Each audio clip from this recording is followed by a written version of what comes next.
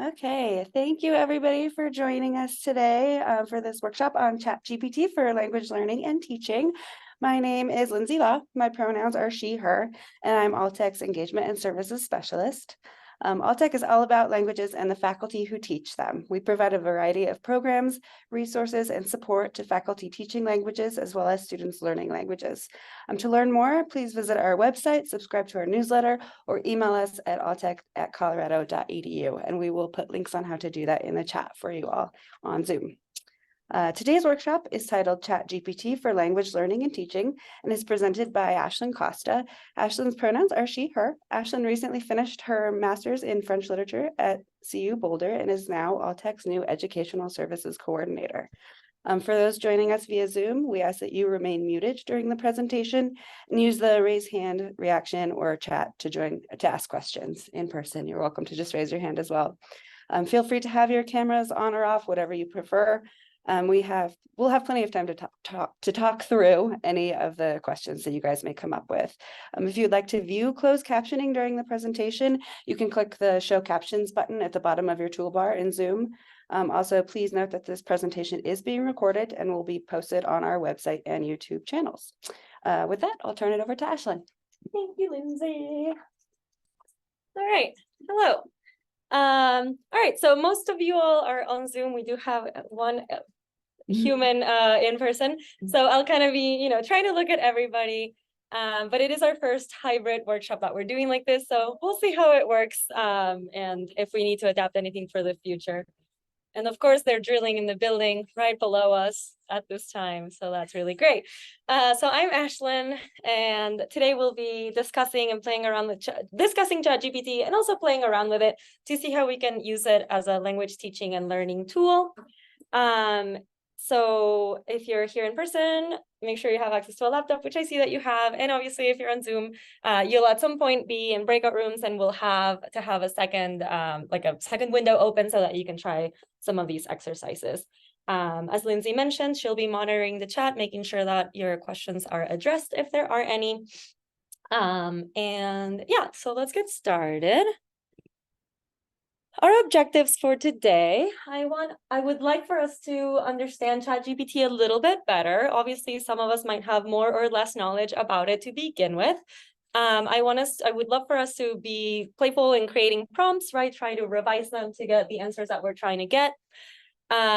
We are going to discuss ways that it can be used for learning and teaching world languages, and also some limitations and ethical considerations to keep in mind of ChatGPT and generative AI in general. So the agenda, if you don't have an account yet, they're free. So we'll have a few minutes to do that, to make sure that everyone can play around with it if needed.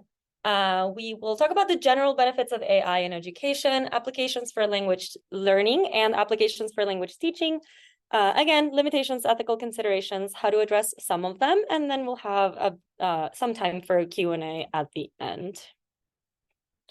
So I have a few disclaimers before we get started. The first one is that as much as I read and played around with ChatGPT, I am not a computer science person. So that's my first disclaimer, which should be disclaimer 0 there.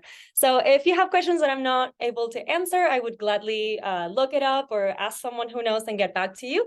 But hopefully I'll be able to answer some of your questions. Disclaimer number 1 is that, and these are ChatGPT disclaimers, not Ayelen disclaimers.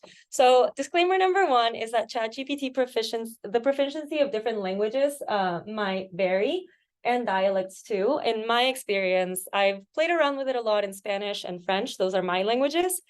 So it's pretty accurate for Spanish and French. I don't speak any other languages, but I have heard from people who speak less commonly taught languages or some Asian languages, and they've said that it's not always super accurate. So my disclaimer is that it's kind of up to you as a learner or as an instructor to try to figure out how accurate it is in your specific language or dialect, which can be also helpful to communicate with your students as well, if you know that it's not very good in your language, to kind of keep that in mind. Disclaimer number 2 is that ChatGPT knowledge stops in 2021. This means ChatGPT has been fed a bunch of information up until 2021. It was released in 2022. And so if you ask things that have happened since, For instance, if you're like, can you tell me about King Charles' coronation? It's either gonna make something up, or it's just not gonna be accurate, right? So if you need to engage the model with something that's more recent, I would recommend pasting an article about it, and then you can maybe have a discussion with the model about it, but it's just not going to know a lot of things that happened, or anything really that happened 2021. It's not the equivalent of a Google search. And my third disclaimer is kind of connected to that one. It is not completely error-free or completely unbiased, especially when it comes to grammar in specific languages. Again, this is because most of the information it's been fed is in English. And yeah, so it's always beneficial to cross-reference anything that you get from ChatGPT. It's kind of like, you wouldn't trust anything you read on the internet. You shouldn't trust everything that you read on ChatGPT. It's always good to cross-reference with other reliable sources. If you're a learner, it's always good to cross-reference with your instructor or with a speaker of the language, and not just take everything that it tells you for the absolute truth. All right, so what is ChatGPT? And here I'll read because I did not memorize this blurb, but it was released in November of last year, so almost a year ago, by OpenAI. And it is a chatbot that quickly gained immense popularity for its human-like conversational and writing abilities. Just a few months after it became available, close to 1/3 of college students reported using it to complete writing assignments. A study conducted through online surveys in May 2023 found that many students and their parents perceive ChatGPT as an effective and accessible tool for education, with 85% of high school and college students reporting that they found ChatGPT more effective than studying with a tutor. So there are certainly pros and cons to this technology, as well as ethical considerations to keep in mind, and we will be touching on some of those today. But I just want to see generally who has in our audience, who has played around or used ChatGPT at least once before. And Lindsay, you, one person, two people. Got one hand raised. Three people. Three people. Okay. And who uses it regularly or has used it regularly? Okay, another person, regular use-ish. Okay. I've used it regularly since preparing for this. Okay. Couple of hands up. Couple of hands. Okay, great. So if you do not have an account yet, this is your opportunity. Lindsay will be putting the link in the chat. Also, you can just type that into your browser. Welcome. And yeah, so if you don't have an account, this will take a few minutes to create a free account. If you do have an account, again, feel free to pull it up. We'll talk a little bit and I'll show a couple of examples before we get to the part where you work on it on your own, but just so that once we get to that point, everybody has an account and is ready to go. Cool. Should be in chat. Cool. Link is in the chat, so take a couple of seconds for that. Shouldn't take too long. I remember when I made mine, it was not super complicated. Yeah, that is it. And please let us know if you're having any issues with getting it ready. Okay, so some of the benefits, general benefits of general AI in education can include, this is not none of my lists today are exhaustive. Also, please keep in mind that this technology is constantly changing and evolving. So accessibility, equity, personalized learning, and 24/7 assistance are some of the main ones that kind of came up when I was doing my research for this. And when it comes to language teaching and learning, like imagine a student who's doing their homework at 1 a.m., has a quick question, right? ChatGPT is 24/7 available. That answer is going to be a lot faster than emailing your professor and potentially having to wait a day or two for an answer. There's also recently, I don't know how recent this is, but I recently found that there's a voice control plugin, so it can even read to you. You could practice some like listening or pronunciation, right? It can be personalized, as we'll see with these prompts. You can be like, okay, tell me this. And then, okay, maybe that's not the answer I wanted. So maybe you can tweak your prompt to get it to tell you what you're looking for, right? And it's free, or at least the main version of it is free. So again, very accessible and equitable for students who maybe can't afford a tutor, looking for a quick answer at 1 a.m. So these are some of the general benefits that we can see of AI. So we're going to first talk about applications for language learning, and then we'll talk about applications for language teaching. When it comes to language learning, though, as a student, obviously you can use these, but even as an instructor, you could take some of these and be like, oh, like I could show my students that this is how they can use it in class, or for our class or things like that. So even if you're not a language learner, you're a language instructor, hopefully you'll find these useful. Again, not an exhaustive list, but some of the practical uses of ChatGPT for language learning. You can use it for conversation practice. You can engage in a dialogue with the model. Again, you can do the voice control plugin. You could have it talk to you or read out loud, and you could respond. It can provide examples of vocabulary in context and offer explanations and definitions. You can be very specific and ask it to like bold certain things or make lists of certain things. Writing practice, it can help students improve their writing skills by giving prompts and feedback. After a student completes a writing assignment, they could plug it in and be like, do I have any loopholes in my argument? Have I made any grammatical mistakes? Things like that. And for grammar instruction, it can provide explanations of grammar rules and exemplify their correct usage.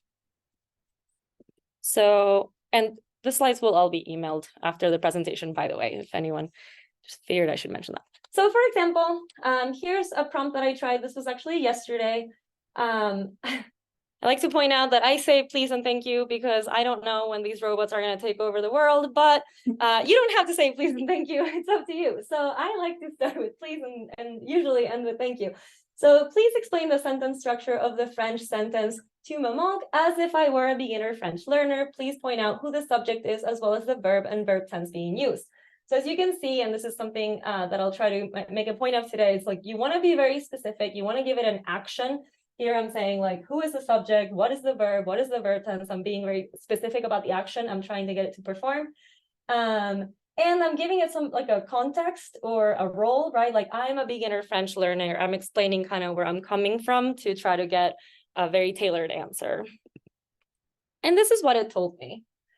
Certainly, it's a very friendly model. Certainly. So it's breaking it down, right? It's telling me this is your subject. It is a second person singular form of the pronoun, right? It's being very specific about what the subject is. It's telling me the verb, not just the conjugative verb, but also the infinitive of the verb and what it means in English. And then it's giving me my object pronoun, explaining to me that it indicates the person who is experiencing the feeling of missing, right? And then it's further breaking it down and then telling me it literally means you are missing to me or I miss you, in the English equivalent, right? Maybe I should move these. Can I move these? There we go. Right, the verb manque is in the present tense, indicating that the feeling of missing is happening in the present moment. So again, it answered all of my things, but if for whatever reason I still had a follow-up question, I can always ask it to regenerate that answer, keeping something else in mind, and it will. So now we're going to try it. I'm going to let you try it. So if you're in person, feel free to pair up or work on it on your own. If you're on Zoom, we will put you in breakout rooms so you have a chance to kind of like brainstorm with someone else. Please, when you're thinking of a prompt, consider roles, context, action, and purpose as appropriate, right? Think about telling it like, I am a blah, blah instructor, or you are this kind of student. This is for a beginner class, or this is for an intermediate class, or this is for a advanced class, whatever it might be. So the more specific you can get, likely the more tailored your answer will be.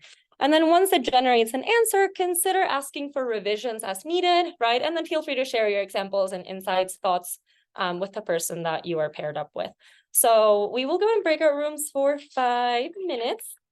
And these instructions will be kind of broadcast in the breakout rooms, and then we'll let you know when you have about a minute to get back. But as always, please let us know if you have any questions. Lindsay, are we ready with breakout rooms? Okay, without further ado, breakout rooms.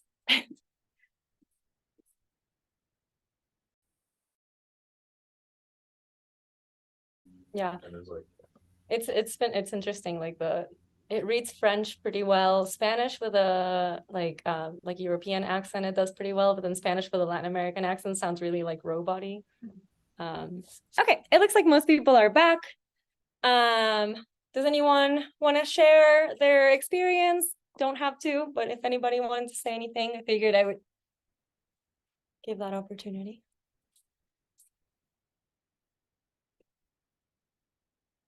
I could contribute something real quick. Yeah, what's up, Chelsea? My partner and I, Pia, we were just discussing, so she teaches German, and we were just discussing the proficiency of ChatGPT in German. She was saying it's pretty good. And then one of the questions that I think might be on a lot of people's minds is that I asked if she thinks language learning will become obsolete because of tools like this, like completely unnecessary. She strongly thinks no, because human interaction is always going to stay really important. And I'd say I have to agree with that, but I thought that that was an interesting conversation topic. That is very interesting. And I think that is kind of what is on like all of our minds as like language people a little bit, right? Because yeah, if you can just go anywhere and show someone your computer or your screen and it can speak whatever language you want, then, you know, kind of what's the point of putting in all the time and effort? But in a second, well, yeah, when we talk about limitations, privacy is a big thing, right? Like I wouldn't put anything in ChatGPT that I wouldn't want to put in like social media, right? Like, again, we still don't know exactly how these things could potentially be used. So yeah, thank you for bringing that up. I will look into it more. You said hers did too, which is why she didn't do the prompt. All right. Wait, so yeah, for the voice control. Yeah. So again, but yeah, maybe we don't want the voice control. Maybe we just wanted to give us text because it's less invasive that way. Which is a great segue into limitations and ethical considerations to keep in mind with these. Again, not exhaustive, but as far as language learning and teaching, some of the limitations, again, it has information up to 2021. It cannot actively browse the internet in real time. So it has been known to provide incorrect information and biased information, which is why we always want to fact check and cross-reference. Yeah, it just has knowledge that exists in the internet up until 2021. And so as we all know, the internet can be biased and can be very incorrect. So that's kind of what the model, it's made to guess the most logical word in the sequence, right? So again, always fact check. Academic integrity is a big concern, I think, for a lot of instructors, right? Are students just gonna go plug in their homework assignment and ChatGPT and then copy and paste an answer, right? So, and so far, CU doesn't have a campus-wide policy on whether or not AI is allowed or ChatGPT is allowed. It's up to each instructor, professor, educator to kind of decide what works for them, to make sure that information's on their syllabi.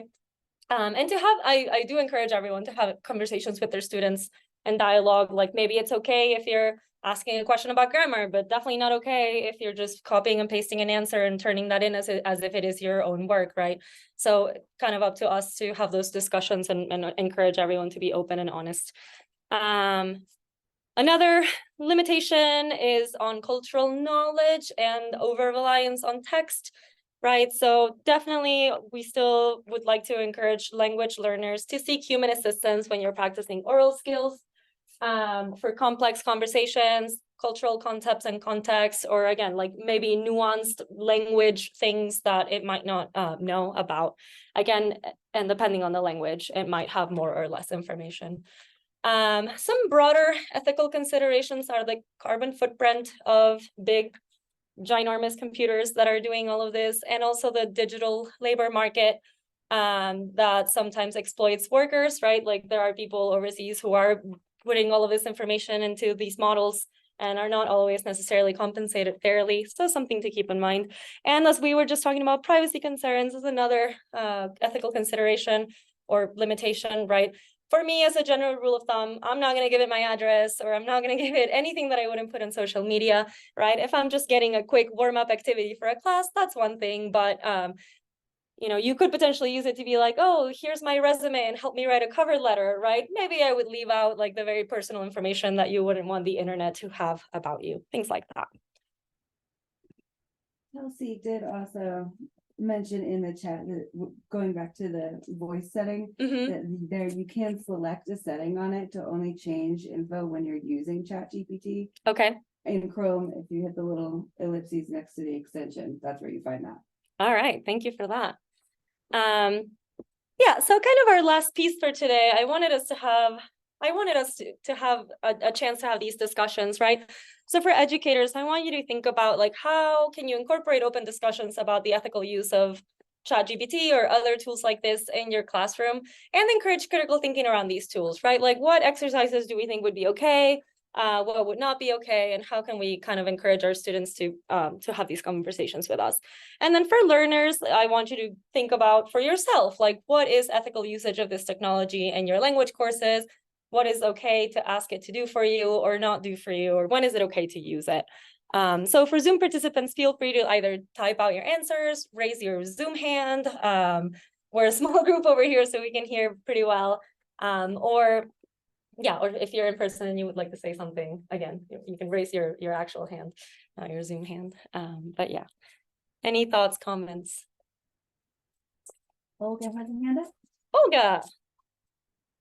Just about, the previous slide, I was a little bit interested in like political bias, because they spit out this text, and we were reading a text about memory in Germany, like issues, very serious issues, and in any for any sort of advanced conversation, which is not like, there is a political bias involved, like, so when they spit out these texts, what is the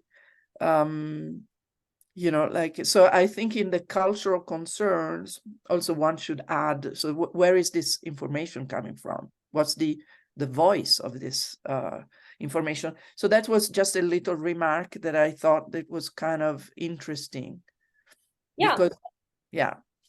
Okay. No, it's very true. And again, it's been fed tons of information from the internet. And so it's kind of guessing the most logical response based on millions and millions and millions of like sets of data that it's been fed, right? So like if it's been fed a lot of information about this one political opinion or that other one, right? Like it's going to think that the logical thing in the sequence is what it's giving you. So yeah, so it's very interesting, but that's precisely why I would love it if everyone knew that, so that if when you do see a text, you can be like, okay, take this with a grain of salt, and I'm gonna go maybe do my research elsewhere. It can be a great starting point, but like I'm not gonna take this for like truth, right? Yeah. Other thoughts? Yeah, so it seems like God, and over, like this is the God telling us the truth, like, and instead, like you have always to be very sensitive to. So unfortunately, students are sometimes very naive, and so that's one of the possible potential dangers of all these tools. But so that was just maybe we go back to the other questions, I think. Well, no, and I think you're right. And maybe a great exercise to do in class would be precisely to show them that, right? And then be like, this isn't necessarily like accurate information, right? So maybe if we show them, you can use it for these things, but maybe don't trust it for these other things. That could be a great way to kind of start that discussion. Okay. Yeah, I can go back to the previous slide if anybody wants to say anything about these other concerns or limitations. I'll throw a quick comment out there. I have noticed, like, especially in other generative AI workshops I've gone to, in other conferences I've gone to about generative AI, there's a huge focus on like racial bias, ethnic, bias, including Western world bias, because it's only trained on the internet, and the internet is mostly produced in the Western world. So it's heavily trained on that. But as a follow-up to that comment, the other day, completely as a joke to my good friend who's my coworker, I went to ChatGPT and I typed in, how can I make fun of my coworker from Michigan? And ChatGPT responded that bullying is not a good activity. And so there's a bit of censorship in ChatGPT. It won't always just tell you anything, which I think is a misconception that some people might have about ChatGPT. Yeah, we kind of had a similar conversation during one of the breakout rooms here where it was brought up that it was kind of interesting that I said please and thank you, right? And Evan over here was like, I'm going to say something mean. Maybe I'll be like, I'll unplug you if you don't answer. And then ChatGPT, what did it say? It said no need to worry about unplugging me. Yeah, no need to worry. I'm here to help. So I do think that there are some, like it is censored to a degree, or it is monitored to a degree so that it's not just spitting up like hateful things. Right, but maybe that's not true of all AI, and again, things to keep in mind and to make sure that we're having conversations about, for sure. Yeah, other thoughts, comments?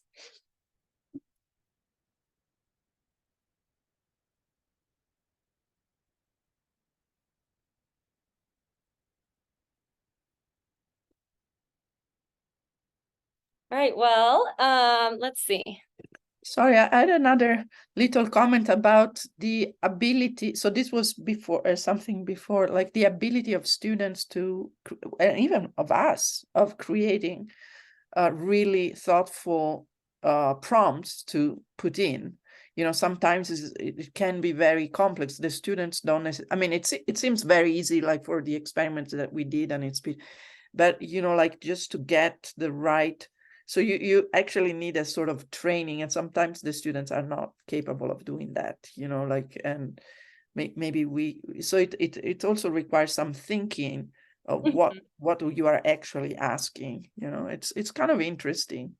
No, that's very true. Like, for instance, last semester I was teaching French, and I definitely could tell that sometimes my students would give me these very complex sentences that I never taught them how to make. And I knew that in class, their level of like participation did not match what I was just reading. And then I tried it for myself. I went to ChatGPT, I put in the exact prompt that I had given them for homework, and then it gave me the exact answer that my student gave me. So I was like, okay, here's how this happened, right? So again, I think it's a matter of like knowing how to tweak the prompt and knowing how to use it for your kind of like for your benefit and not for, you know, unethical or, you know, like cheating basically. But and something that I forgot to mention that it can be really useful also, I was just saying this when y'all were in a breakout room, like I often forget that English is also a language that people are learning, right? So for like international students, it can be a really useful tool to be like, hey, can you check my grammar on this paper, right? Or can you check this or that? So again, I do believe that it has some good qualities that we can use and learn from and, you know, use to our advantage, but there are also definitely a lot of things to be wary of, at least for now, and we'll see how it keeps evolving because it will continue to change, and who knows what it's going to look like in a couple of months or next year even. So you can actually, I'm like a little bit naive. I've just played around with this a couple of times, but so you can actually enter a whole paper and have it revised for you? Yeah, you could ask it if your argument has loopholes. You could ask it to check your grammar. You could ask it how to, if the structure works out or if it should have a different structure. Like, yeah. So, wow. But again, it's worth playing with it and figuring out like, okay, I don't like this answer or I do like this answer, and, you know, kind of taking it from there because, yeah, that's. I really like the potential that you mentioned at the very beginning, or when I was able to come into the presentation about students having access to 24/7 like consultations, basically, because I've had students who, you know, really want to go beyond what we're doing in class, and they really, you know, have so much intrinsic motivation and curiosity that like the example you gave of how to, you know, how to understand or how to explain to mamank to a student. I mean, I like that a lot. I think that probably what I'm tempted to limit myself to is not like to skip the questions like about memory in Germany, and instead stick with kind of more grammatical and vocabulary based prompts that I did have it create a prompt for practicing certain verbs that my students were having trouble with. And I felt like that was, you know, a decent use of it. Yeah, thank you for sharing. Yeah, again, I think we can find the things that work for us and use those, and then maybe leave the complicated stuff out. Yeah. Yeah, definitely. Any other last minute thoughts? Before we end, I do have, well, I'll give you a second to answer that. Any other last minute questions or thoughts or concerns? I guess, you know, I am not an instructor, so I don't really have to apply this in my daily work, but it feels to me like this is such new territory that I can totally understand faculty feeling like, oh my God, I don't know enough about this to know sort of what to tell my students, or it just feels like this big looming scary thing out there. But it seems like, you know, it's sort of the same as students using Wikipedia to do their research, right? Like you have to sort of have those conversations and let them know, you know, here's how I personally, you know, would use that, or here's what I would do instead. Or, you know, it seems like it could be an interesting assignment of some sort to try to have students use ChatGPT to do an assignment and then come and have a discussion about what the results were and if they're the same as each other, if they all got the same thing or if they got different things, or like kind of what are the implications of doing that, and kind of have that be that everybody could be learning together, but sort of experiencing it in a way that brings it out of the sort of secrecy of, I go to my dorm room and I plug my thing into ChatGPT and find out what, and turn in my homework, but like that it's, that they start to see the complexity and the nuance, everything you've been saying about sort of the challenges, the risks, the things you have to look out for, the benefits, and I think it's not a situation where the faculty can take 10 years to become experts and then start talking to students about it, because we know students will always outpace the faculty on these technological advances. So I think I appreciate you having this topic today. And I think just any place where there's an opportunity for people to come together and learn a little bit more and hear a little bit more and experience it and compare notes, right, seems super valuable. So thank you. Thank you for saying that. Yeah. And I agree. I think it's important to kind of take a minute to play with it, even if we're not going to be experts, all of us, on it, but just to see what our students are seeing or how they're using it, etc. But yeah, thank you. Okay, so we do have one last thing today. Well, do you want to introduce yourself? Do you want me to Sure, do sure. it? Okay. Hi everyone. Very So tall. I see some familiar faces on here. Hi Anne, hi Elizabeth. My name is Evan Baltman. I'm a computer science grad student here at CU Boulder, and I'm actually studying natural language processing. And I thought this talk was very well timed and very relevant to what I'm doing, because what I'm working on, I'm also passionate about learning foreign languages, and what I'm working on with Elizabeth and Anne and currently the Spanish department is a way to use large language models like ChatGPT to complement foreign language teachers and really get on top of this exponential growth we're seeing in this technology, and find ways to benefit teachers and their students. And so the way we're doing that is using music. So as you all know, as teachers, getting from point A to point B in a couple of weeks, like getting through the curriculum with just 50-minute class sessions a couple times a week isn't enough for students to really have the material settle. But surprise, surprise, they all listen to music for like 20 hours a week outside of class. And so what we're doing with large language models and ChatGPT is making it very easy for teachers to bring authentic music into the classroom by creating assignments and comprehension quizzes around songs, and then recording all the answers and then giving it to teachers to see where the students are struggling, and allow the students to find music they love and really become a lot more motivated to learn the language that you're teaching them. So that's sort of my quick spiel about what we're doing. But I just want to say thank you so much to Ashlyn for this like last minute ability to give my spiel. And I think ALTEC and I think CU Boulder is really doing a great job at getting ahead of this trend and ahead of this curve, because I think like Danielle said, the students are going to outpace the teachers, and this technology is just going to explode. We're at that sort of like explosion part of the growth curve. And I think with all of the resources here and the innovation spirit that we have at the university, I think CU Boulder will be a great